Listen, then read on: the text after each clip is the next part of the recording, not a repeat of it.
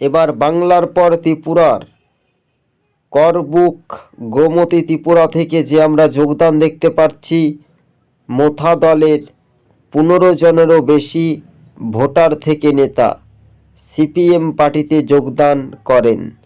তাদের হাতে দলীয় পতাকা তুলে দিয়েছেন অঞ্চল কমিটি সিপিআইএম নেতৃত্ব, চেলাগাং অঞ্চল কমিটি। সম্পূর্ণভাবে ভিডিওটা দেখবেন। 26 টিভি আপনাদের সঙ্গে আমরা এই প্রতিবেদনটি মনোযোগ দিয়ে তুলে ধরেছি। ঘরের ছেলে ঘরেই ফিরল।